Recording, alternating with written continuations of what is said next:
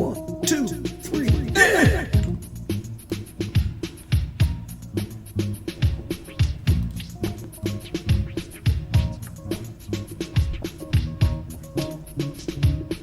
This is Amari Purple Talk. Yes.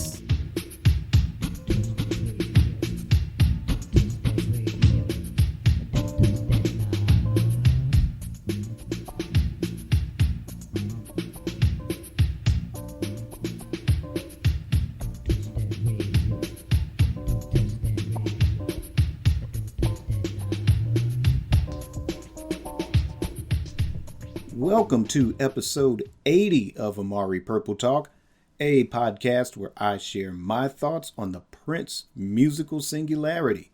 I'm Richard Cole, your imagination funk soloist. Thank you once again for tuning in. Please leave your comments in the comment section below, and please download on your favorite podcast platform. If you're listening on YouTube, please like and subscribe.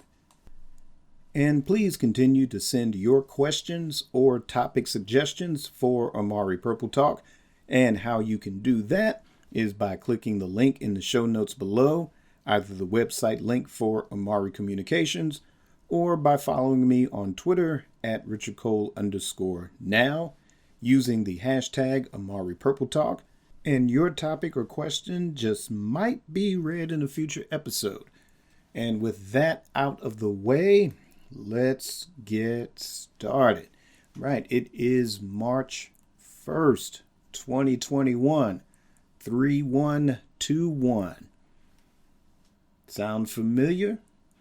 That also happens to be the title of Prince's album 3121, which was released actually March 21st of 2006. It's what I call a 21st century classic Prince album. Of course, a lot of people, when they think of Prince, they think of his classic 80s material. But he didn't stop with the 80s, folks. He had great albums in the 90s and a lot of great albums throughout the 21st century. 3121 came off the heels of 2004's Musicology, another big Prince album that coincided with his induction into the Rock and Roll Hall of Fame, a major tour. A lot of people call it a comeback, but for a lot of us in the Prince musical singularity, he never left, but he was getting that love and respect within the mainstream, within the industry. Once again, you know, after a lot of people were kind of clowning on the whole artist formerly known as Prince, the symbol, and not understanding his fight for music or record industry independence. So this, was a great momentum builder after Musicology. 3121 was his first number one album since the Batman soundtrack in 1989. And as a standalone album, I think it did well considering the climate of the music industry at that time. You had kind of the whole deal with file sharing and Napster. That was starting to wind down. Then you had the ascension of iTunes, which kind of legitimized the whole digital industry where you can legitimately purchase music. That was a new thing at the time. You've had hip hop was still at the forefront with sort of the pop mainstream playing catch up, where you had artists like, say, Britney Spears or Justin Timberlake being produced by the Neptunes or Timbaland. So you still kind of had that hip hop edge in a lot of pop music. And you had even like country was gaining a foothold in the mainstream as well. So you had all these different factors. And, here's Prince, a musical legend. And again, coming off a really big album with Musicology, a big tour, Rock and Roll Hall of Fame inductee. Again, 3121 builds on the momentum. Now, I think had he had a tour similar to musicology during this time, I think 3121 would have become a much bigger album as far as sales and sort of mainstream recognition. But that doesn't take away from the fact that this was a really solid album. I remember the first single being dropped, Te Amo Corazon, and seeing the video. I can't remember if I saw it on cable or if I saw it online. But, listening to the track, I was like, oh, okay, he's starting off with a ballad. Which, with Prince, you never knew what the first single was going to be like. We were kind of spoiled with that kind of, with, say, When Doves Cry, and Kiss, and Sign of the Times, really big, huge singles. But then again, Prince would drop something like If I Was Your Girlfriend, or, something out of left field. Because while it's expected, we're going to just drop the big hit, the big funky dance floor anthem, he'll come out of left field and drop something totally different. A la Greatest Romance That's Ever Been Sold. Something like that. So for us in the Prince musical singularity, that wasn't, a shocker. Now, from my standpoint, I remember, like I said, watching the video and hearing the song and kind of those Claire Fisher strings in it. Little, parade kind of meets a sort of Latin kind of flavor to it.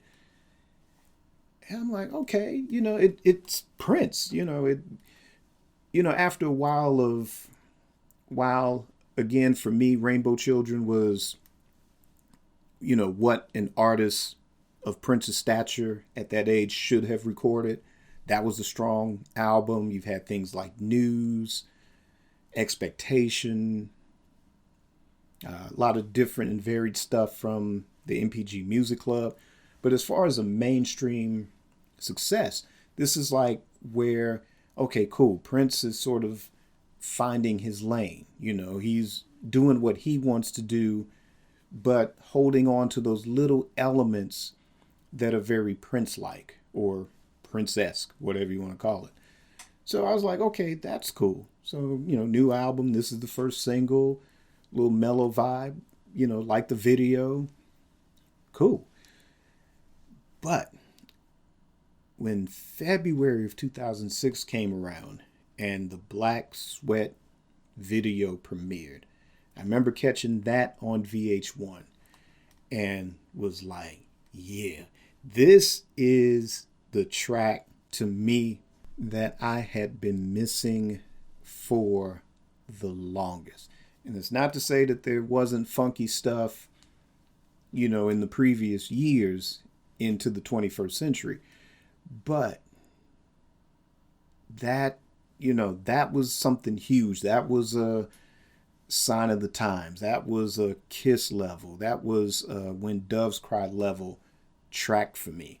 And what I always call that track is a 21st century Prince classic. Like if you did sort of a career spanning greatest hits now, especially with everything underneath Sony's banner, that track has to be included. In fact, I think there is an anthology covering the 95 to 2015 period where it is included. But what I'm saying is that Black Sweat should be on that list along with The Kiss, When Doves Cry, Bat Dance, all the hit singles. This was number one on iTunes. I can't remember what it was on the Billboard charts, but given again that iTunes was sort of the new thing, and for him to be number one in that sort of new medium, that's groundbreaking. Again, this is another thing you put, whether you're writing a biography or doing a documentary, it's these accomplishments, even something like that. Again, it's Black Sweat. iTunes is new. And for him to go number one with that, with the wave of competition, and not to say that any of these artists are in the same league, they're not. But when you would expect a Justin Timberlake or a Britney Spears or Outkast or whoever to be the ones that were or would have been number one in that category, for Prince to come in, a legend, that's serious. And again, like I said, it's kind of something we take for granted with all the accomplishments that he's had over his career. It's just like, oh yeah, it's Black Sweat. Oh, it's 3121. It's great.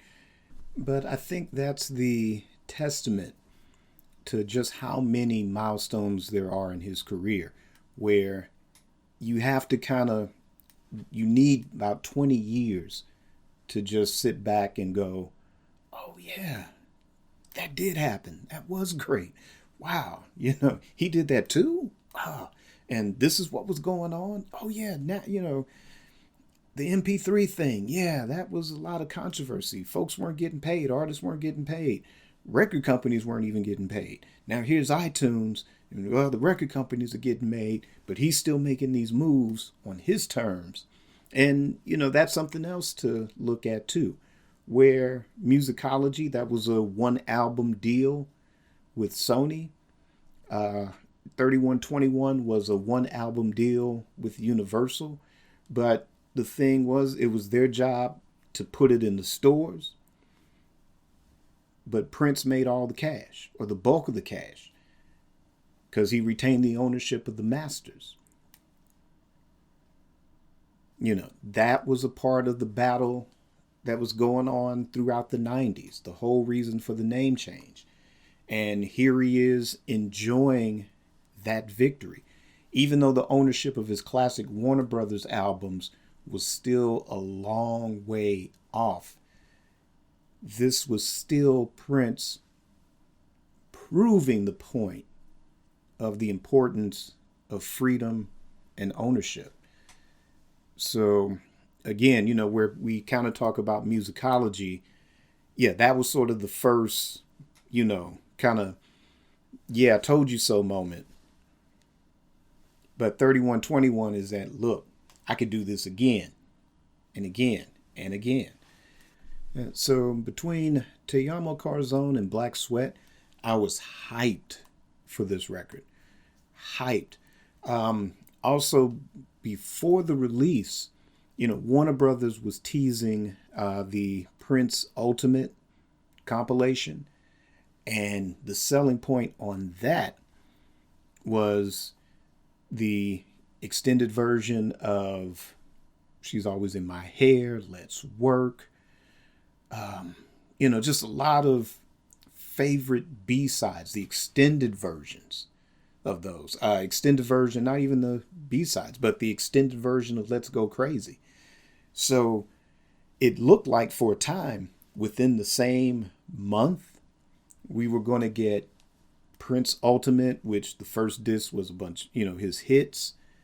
Then the second disc had the extended 12-inch versions of some hits and some B-sides, some classic ones at that we've been wanting on CD for the longest, and brand new music from Prince with 3121. Whoo! I was ready. Take all my purple ducats, take all the purple croutons. I want both of those CDs. But again, the power of Prince's success with gaining ownership, or in this case, freedom. He was able to step to Warner Brothers and say, nah, I got a new album coming out. You can't put that out for like 6 months. And so the ultimate release had to be delayed for a while. And on top of that, it was rumored that Erotic City was going to be on that ultimate set. And he was like, no, you got to take that off. And Warner Brothers had to take that off. And we did not get Erotic City on CD until the release of the Purple Rain Super Deluxe Edition. So it did allow 3121 to be successful on its own. There was no competition from older Prince product as well.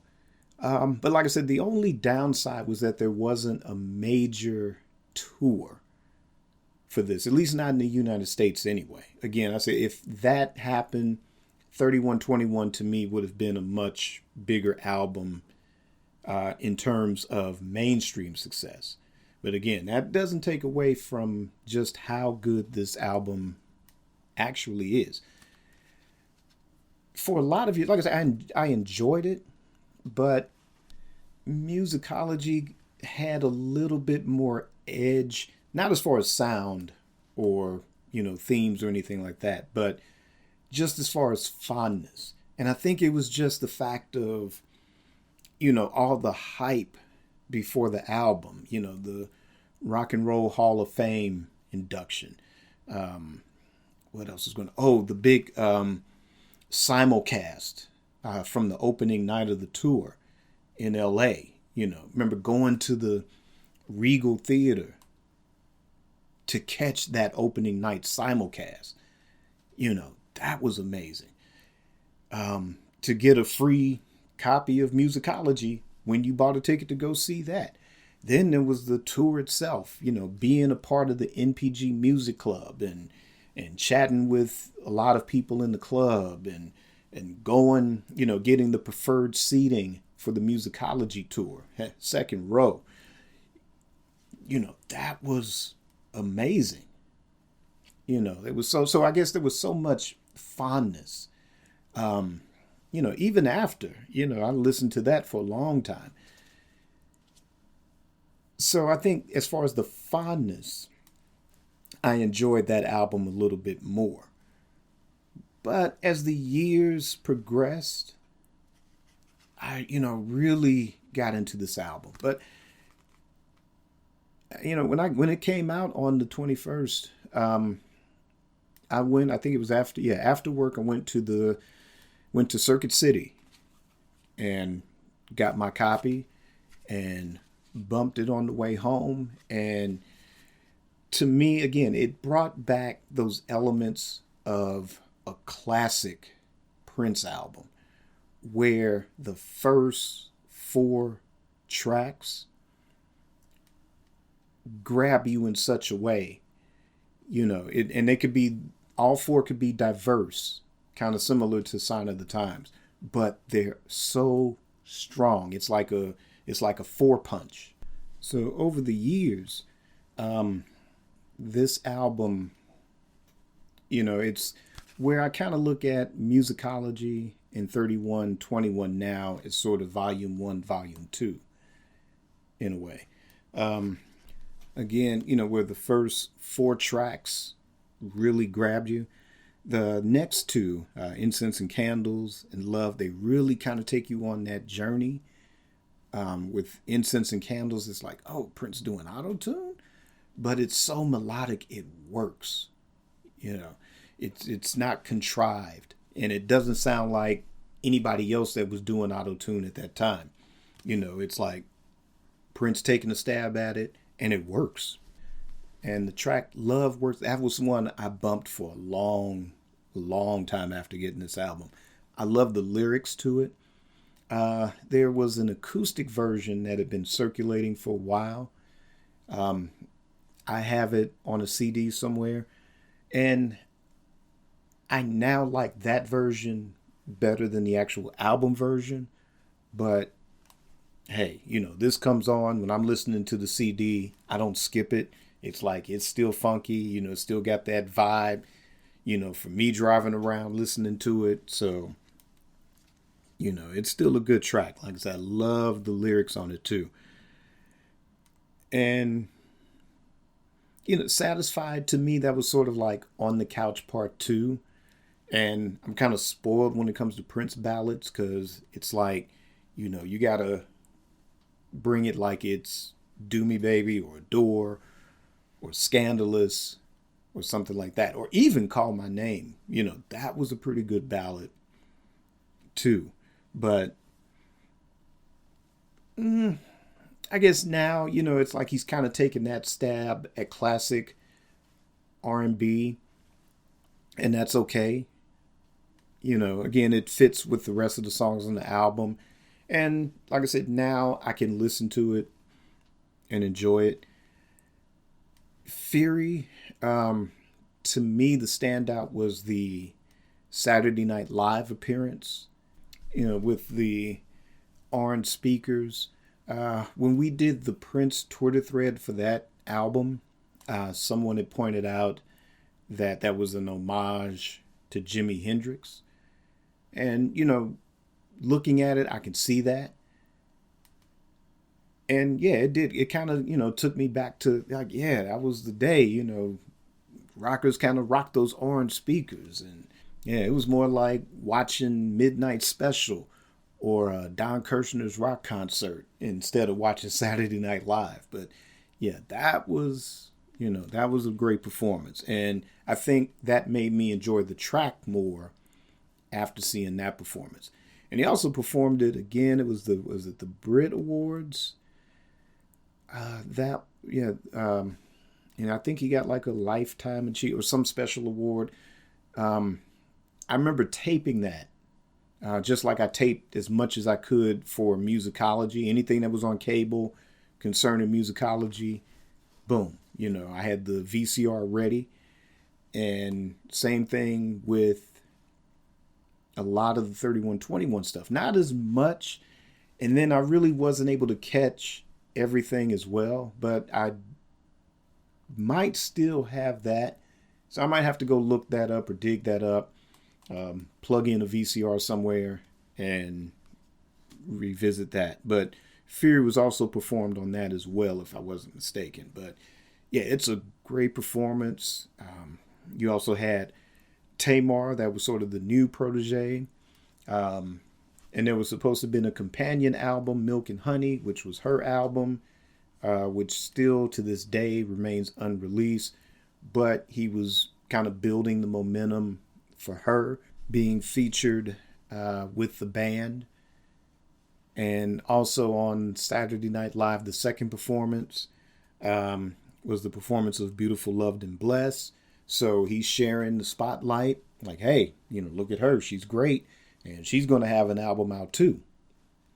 Even the Good Morning America, their sort of morning concert where they did Get on the Boat. They also did Redheaded Stepchild. So, that album, should see the light of day. I wouldn't mind hearing the rest of it to see what that would have been like. And I'm going to wrap this segment up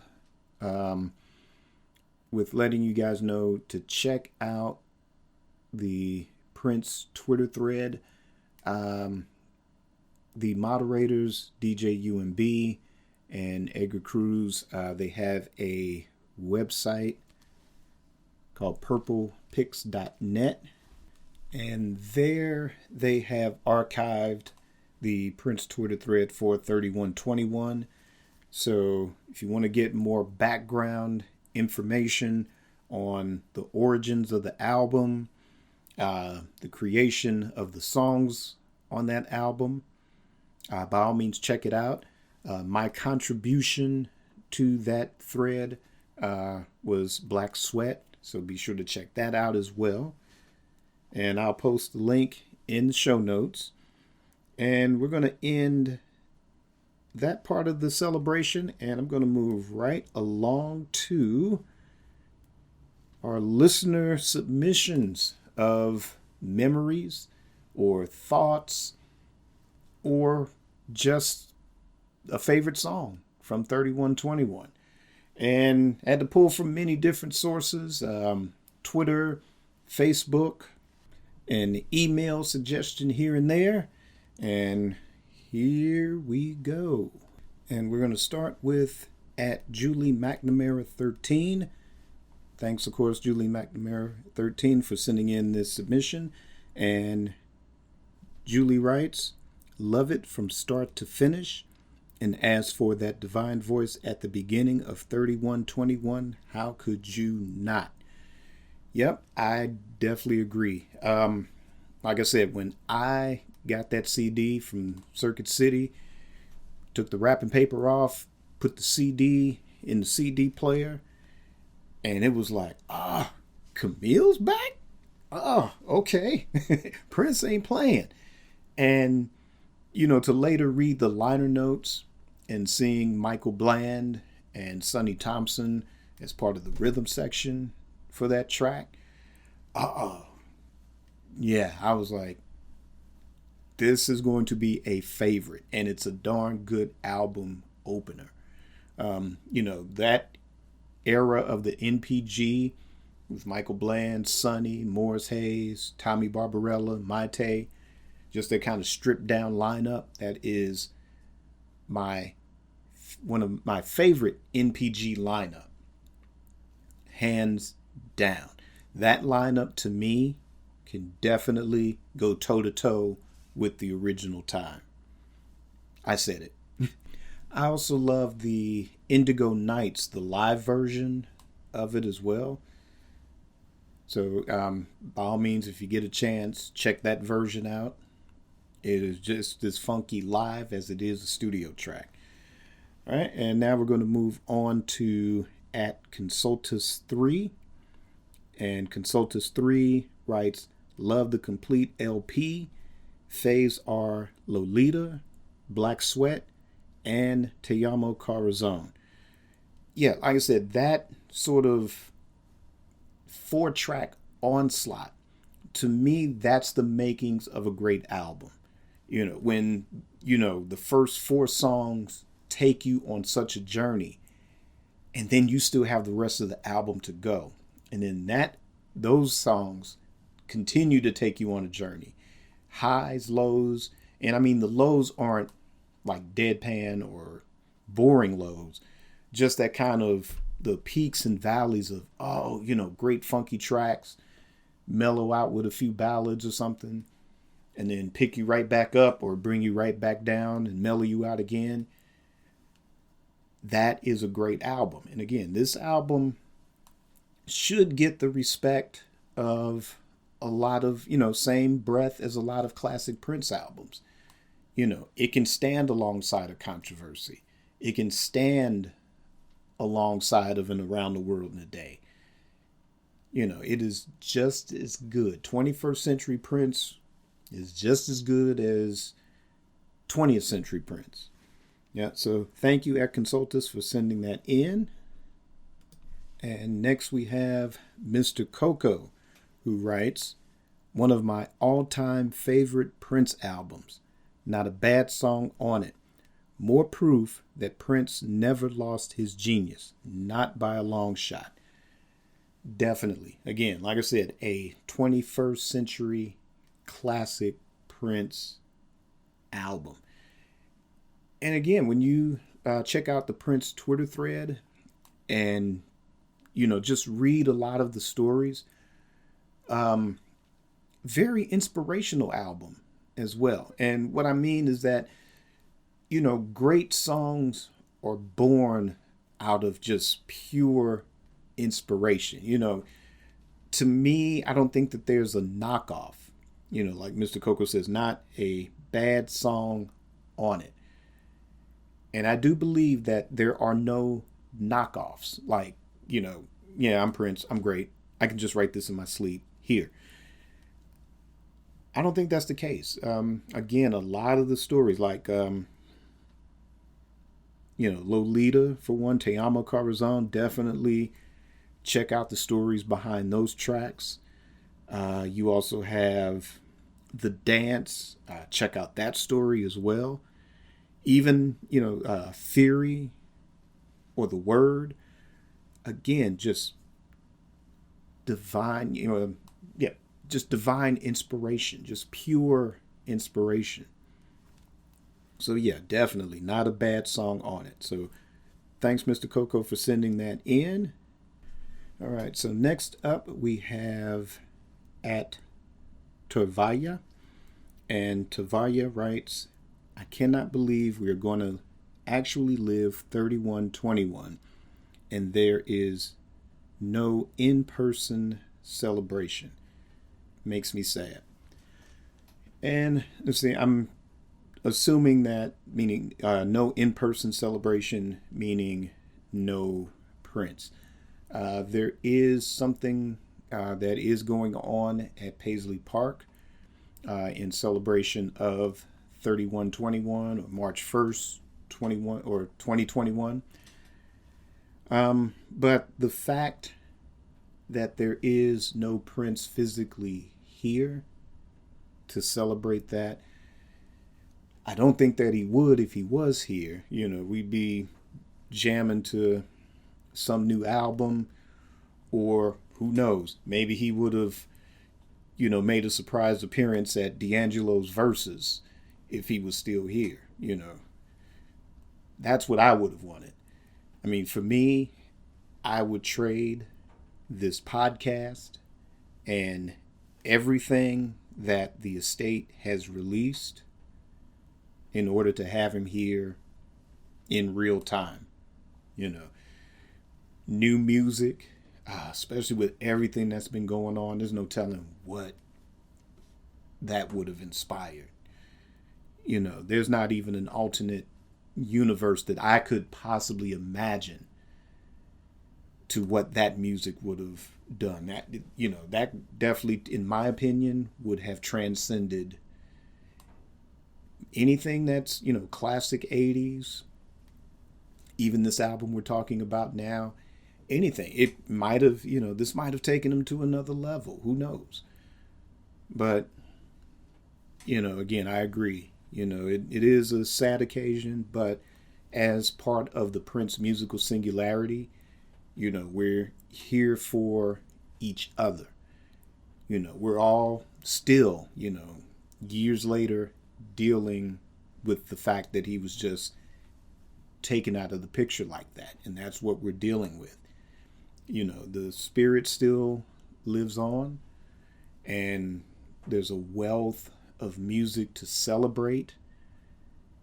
There's films, concerts, everything. There's still so much more to celebrate. Again, I would trade it all in to have him back, like a lot of us.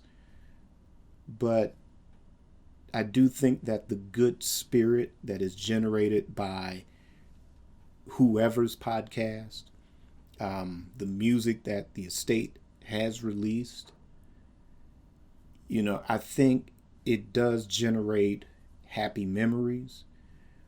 Or in the case of a vault track that we're hearing for the first time, or hearing in a much better quality, stirs up good memories or stirs up good emotions, that those will travel to him, and he'll, I think he knows. I think even before he knew what we all were to him. I know he saw the love there, but to know that it's still continuing, that it's not like it's not out of sight, out of mind. The fact that we're celebrating, or like I said, we're not going to allow each other to be overwhelmed by grief. Again, our therapy is other podcasts. Mine is this podcast. Again, celebrating the good music. So, Tavaya, we feel you. We understand. Just try to let your happy thoughts and memories of whatever era, album, just let those travel to him, so that he knows everything is cool. So, again, thanks for sending in your submission.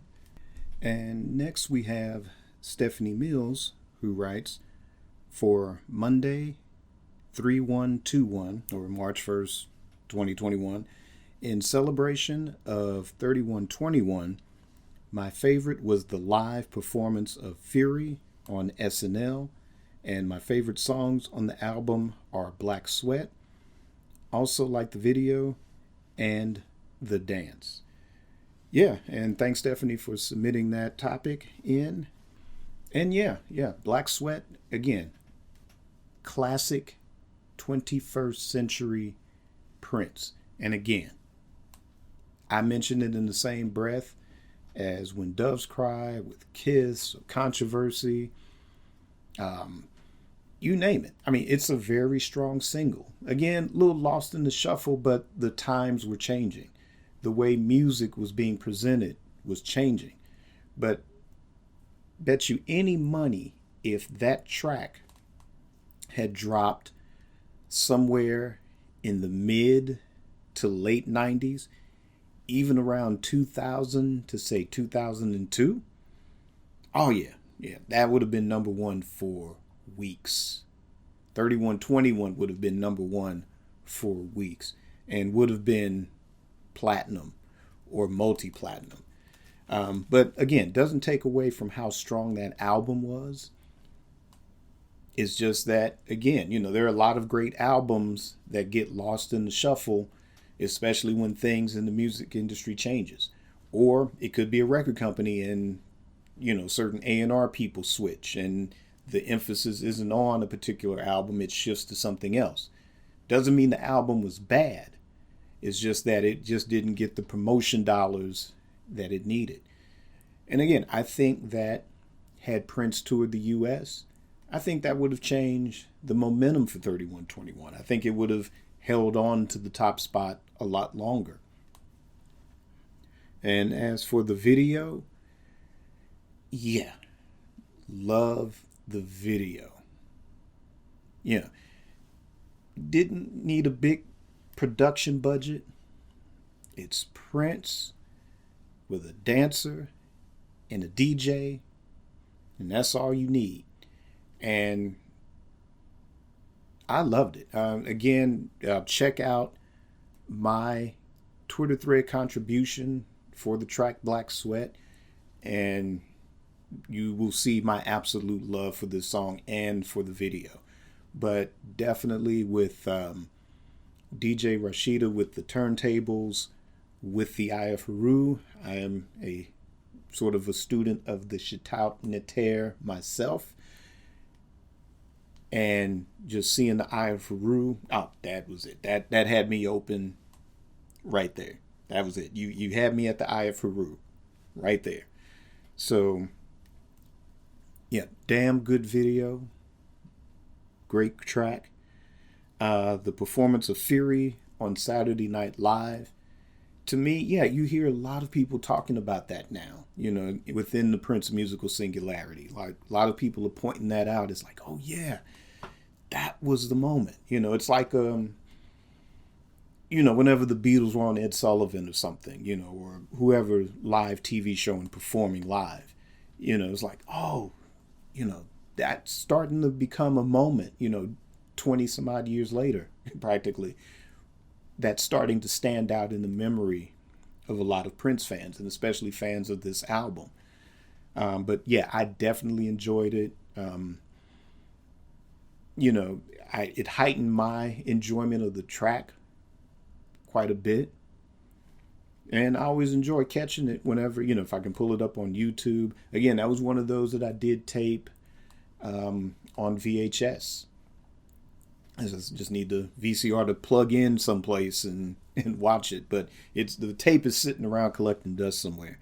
But that was one. I was just recording the performances instead of recording the entire show. So I caught the Fury performance, but fell asleep when Beautiful, Loved, and Blessed came on. So I didn't get a chance to tape it. But I've seen it on YouTube and other places since then. So, and enjoyed that performance as well too. I also understand that there's like an alternate mix of the track that was released, or it was a B-side somewhere. Let me know in the comments and give me the actual information on that.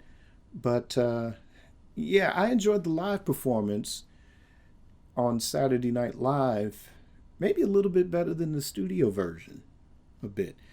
And from what I've been hearing about this alternate version, that might be a favorite of a lot of people in the fan base than the actual release. Or that there's an alternate version that's supposed to be on Milk and Honey. So again, I hope that someday gets released so we can all hear it and enjoy it. And then for the dance, I enjoy this album, or I enjoy the 3121 version of it. I also enjoy the, what was it on? Is it Chocolate Invasion? I enjoy that version too. And I've given up trying to figure out which version I like better. I know everybody has their favorites. I give up. I like them both. And it's how dare you, Prince, come out with the same song twice, make it slightly different, and make us choose which one is better.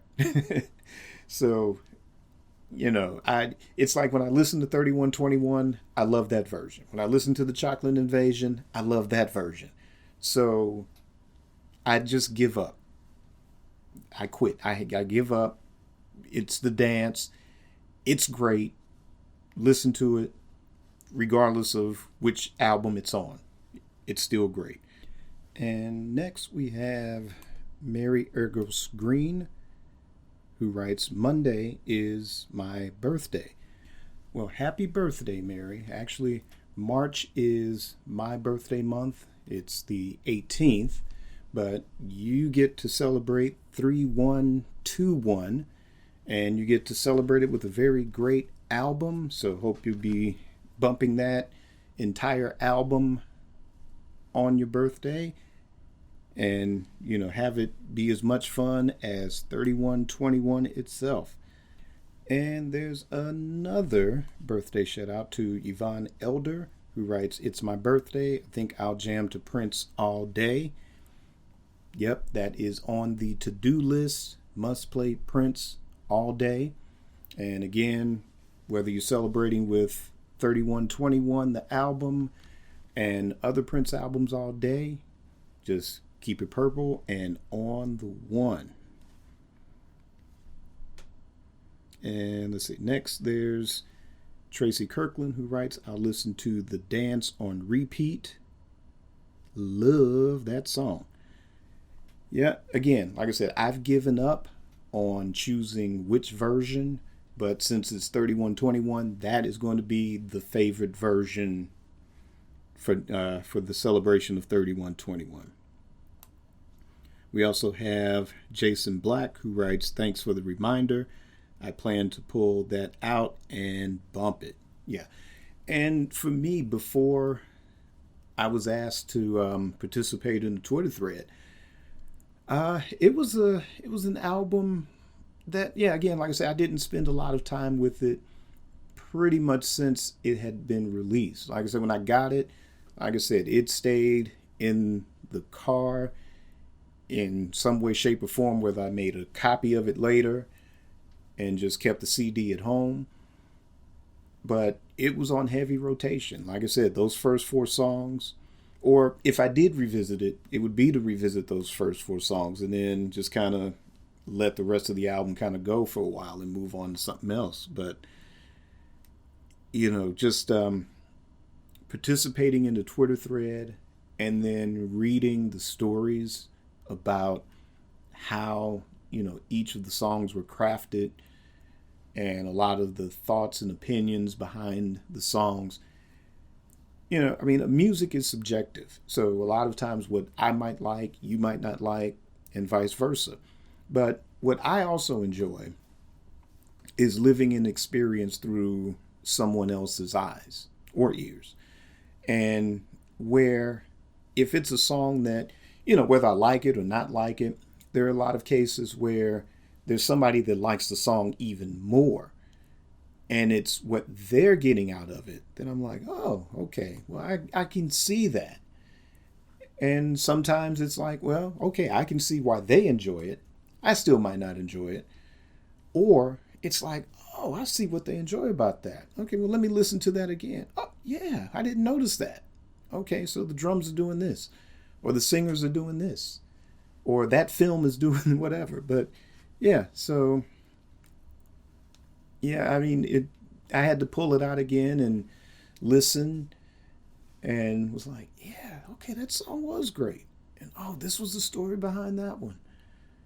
Yeah, okay. And that's why I say now I kind of see, musicology and 3121 being volume 1, volume 2. Although 2 completely different albums, I will say, to me, that 3121, because of the stories behind a lot of the songs, seemed to be more inspired. Not to say that what was going on in musicology was bad, because I loved the heck out of that album. And there was a lot of sort of, again, Prince evolving, but reintegrating a lot of classic Prince elements into the mix. And like I said, really good first-rate material on that. And that's why I say Volume 1, Volume 2, in terms of overall enjoyment, the period in which everything was recorded, again, capitalizing on the momentum of the success of musicology. So yeah, I think it worked. And then we have, Sandra K. Waldrop, who writes, "Do a small, anonymous good deed in his honor." And thanks, Jason, for the comment. And also thanks to Sandra for that too. Do a small, anonymous good deed in his honor. And you know what? I think besides listening to the music, enjoying the music, the memories, remember, philanthropy was also something that was very important to Prince, and anonymously as well. Last week, someone submitted a question regarding why he wasn't acknowledged enough. A lot of it was because he wanted to kind of keep that to himself, keep it private.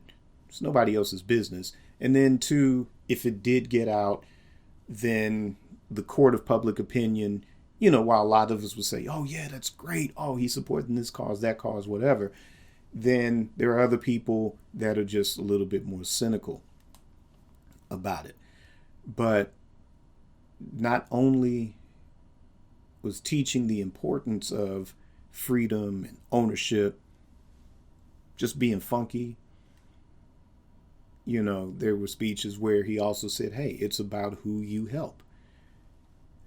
And yeah, I think, and especially with everything that has been going on just at the beginning of this year, everything that has been happening last year, just the last 4 years, and really a lot of stuff that had been going on for decades and even for centuries. That love for one another, that still should be paramount. That should still be important. Let's get rid of poverty. Let's get rid of hunger. Let's get rid of racism. Let cultures, yes, be on the same page as their individual collectives, but once you gain that power and strength as a collective, then let's all get together and deal with the bigger problems of the world after that too. And a lot of that does start with, yes, doing a small favor, doing a good deed. And not only just say in his honor, but let's do it for ourselves too. So yeah, thanks. That's, that helps put all of this in perspective. And next up, we have Stuart Ash, who writes, "I'll be at Paisley Park. Hey, kick it up for the rest of us that can't make it. I'll be glad when this whole pandemic is over. I'll be glad when the world gets better and we're able to kind of be amongst one another once again."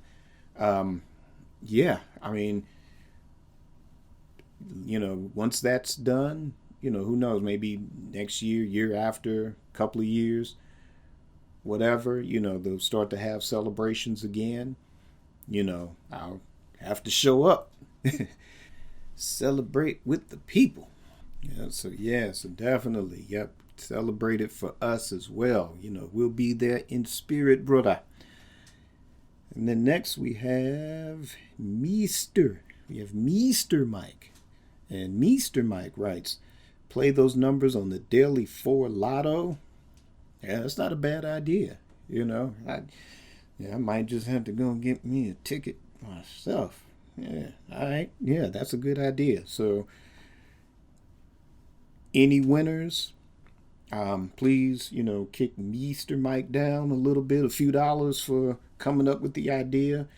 I'm going to donate a few dollars to me too. In fact, got the Cash App link in the show notes. If you win, hook a brother up. All right. So, you heard it here first. All right. So, next we have Valerie Hill, who writes, The Dance on Loop. Yep. Again, great track. And yes, I'm going to listen to the 3121 version and just revisit the Chocolate Invasion version when there's an anniversary for that album. So yes, definitely The Dance on Loop. Definitely enjoy it. Then we have Mike Zales, who writes, drink champagne from a glass with chocolate handles. That's not a bad idea. I don't know where I would get a glass with chocolate handles, but, with or without chocolate handles, champagne is pretty good. Just remember, drink responsibly. And then next we have Timothy Blake, who writes, I will listen to 3121 several times and Prince all day long. Yeah, definitely. I have a USB stick with nothing but Prince tracks on it that I play in the car. It doesn't have a CD player, just has a radio. Now I do the Sirius XM thing every once in a while, but yeah, mostly I just play the USB. And like I said, I just got it all Prince tracks, all eras. So a lot of the 3121 stuff will be on it. So yeah, so I will be bumping that on the way to the essentially non-essential, essential gig by the time you guys are listening to this. So yeah, definitely Prince all day long plus 3121. In fact, that, can't go wrong with your day when you got that playing. And then next we have Carrie Johnson, who says, I'll be working up a black sweat in Tulum. Let's see. Not sure where that is, but hey, working up a black sweat, again, nothing wrong with that. In fact, I'd rather be working up a black sweat than to be going to the essentially non-essential essential gig anyway. So definitely, but yes, that is a classic funky track and my favorite off of this album, and again, a definite Prince classic.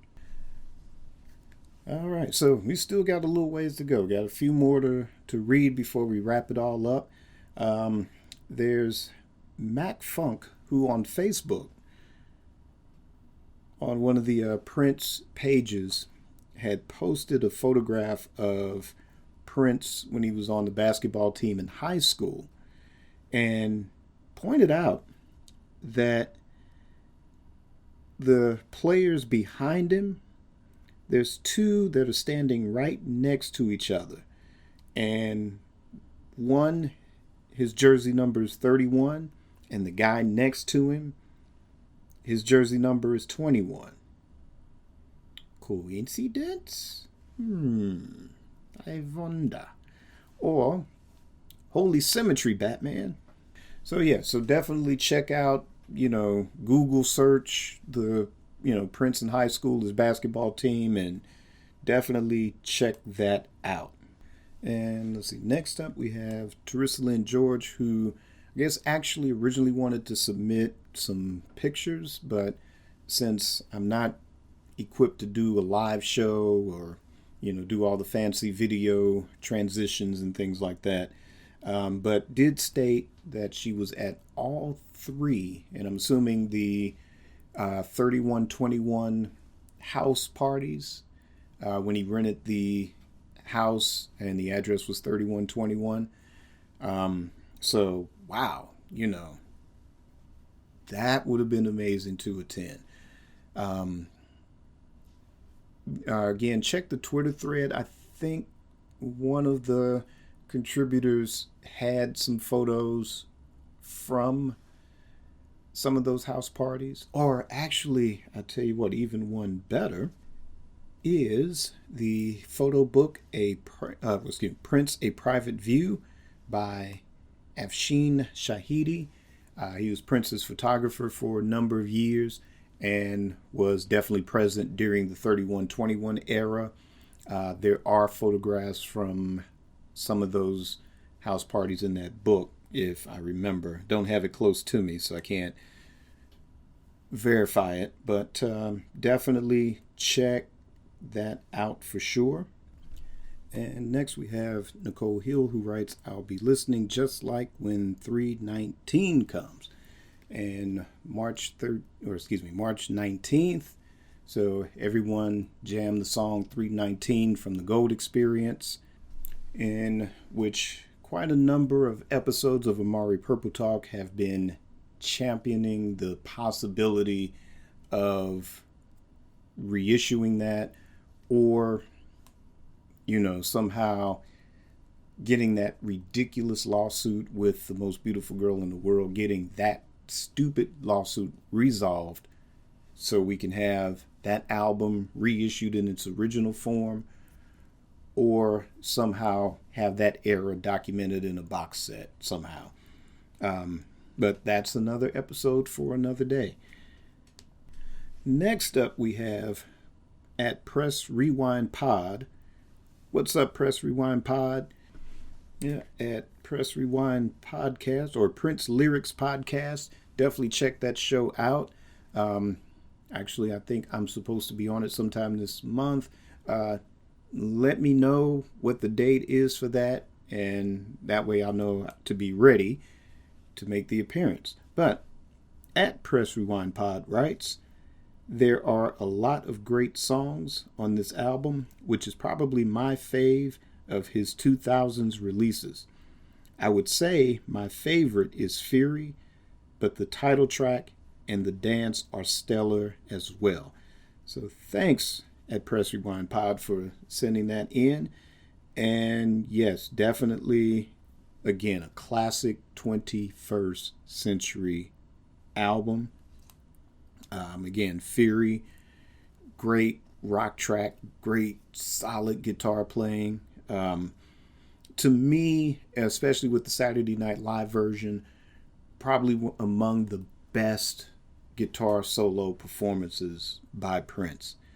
And of course, the title track. Actually, I was bumping this album in preparation for the show and just had to take a pause and just groove to 3121 because that track is just funky. And of course, the dance. Apparently, the dance is a very popular track amongst fans that have sent in their comments on it. So that has been reoccurring. Maybe Black Sweat, maybe second place, maybe tied with Fury a little bit. But yeah, again, I like both versions of the song. And I guess just for the sake of the celebration of 3121, I'm going to be listening to this version a lot more. So again, let's keep the Chocolate Invasion version. We're just going to put that away until it's time to celebrate that album. And with that, we're going to wrap it up with our last comment on 3121. And that comes from Sherelle Moore, who writes, 3121 is hot. For those who wasn't impressed, listen to it again. And yeah, I mean, I enjoyed it when it first came out. Kind of went off of it for a while and came back to it some years later, listened to it again, And yeah, it's a strong album. Again, ranks with one of my 21st century favorites. So I encourage everyone to give it another listen. If you're on the fence about it, give it another shot. But I'm going to end it with reading something from Apple Music regarding 3121. So if you have an Apple Music account and you want to listen there, so the description of 3121, or I guess the review of 3121 on Apple Music goes, the centerpiece of Prince's most exhilarating 21st century album is Black Sweat, a spare, bassless, electronic drum track overlaid with whining synths that slams like a grittier revamp of Kiss, or maybe the missing link between James Brown and mid-2000s Oakland rap. Whether effortlessly seducing with the humid ballad Te Amo Corazon, playfully rejecting a young woman's advances on Lolita, or launching into a psychedelic guitar workout on Fury, Prince didn't so much cover new ground on 3121 as demonstrate that his home turf remained an inexhaustible source of inspiration. He hadn't sounded so contemporary or timeless in years. Now, I agree with every sentence of that statement. And of course, the last line, he hadn't sounded so contemporary or timeless in years. That last sentence, of course, is subjective. Because again, to the Prince musical singularity, he hasn't gone anywhere, hasn't missed a beat. He just went in different directions, tried different styles, different genres. But to the mainstream, or those that just follow what's on the charts or what's happening or what's hip, what's current, or somebody's idea of what's hip or what's current, then I'm just going to leave it at that sentence being just for that. But the rest of it, yeah, I agree. This is a very strong album. I'm sure that if he was still here, we probably wouldn't have a big, huge celebration or something or something at Paisley Park may be happening. It wouldn't be a 3121 celebration. Of course, like I said, the numerology wouldn't escape him. But I don't know. I think there would have been something else going on at Paisley Park. Or again, it might have been a Prince D'Angelo, maybe not a versus kind of thing, but I don't know. Like I said, he might have dropped in on D'Angelo, or they might have been simulcasting, Prince from Paisley Park, D'Angelo from the Apollo. Who knows? It would have been something different. But we all would rather have him here. But again, this is something that we're celebrating because we give each other joy, and that good emotion, again, that's just going to travel to him. And two, let's do something nice for somebody today, no matter how small. That good energy will definitely travel to him too, especially if we do it and think about him. But what's most important, you're doing something out of the good of your heart, and that good energy will travel to him, because he's noticing. So that was fun. This is basically what I had in mind when I started Amari Purple Talk. The interaction. Submit a topic, submit a question, a comment, that kind of back and forth. Because, I enjoy coming up with a lot of the ideas and the topics and things like that. But, again, this is what I had in mind, is connecting with each and every one of you. And there have been many of you around the world that I have absolutely enjoyed looking on the demographics and seeing, oh, you're from that country or you're from that country. Oh, that state's tuning in. Oh, wow. Not just places I've been or even places I've lived. It's not just Missouri. It's not just California. It's, places around the world.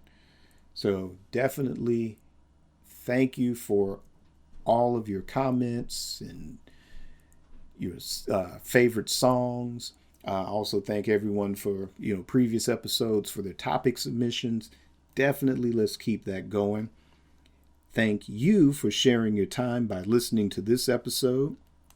You can continue your support for Amari Purple Talk by either purchasing Amari Communications merchandise with items including Amari Purple Talk t-shirts, mugs, and masks, and We Funk t-shirts, or you can make a Cash App donation for any amount you wish. Links are in the show notes or in the button in the Amari Communications channel banner on YouTube. And that's going to conclude this episode of Amari Purple Talk. Be safe, be peaceful, be wild, but keep it purple and on the one.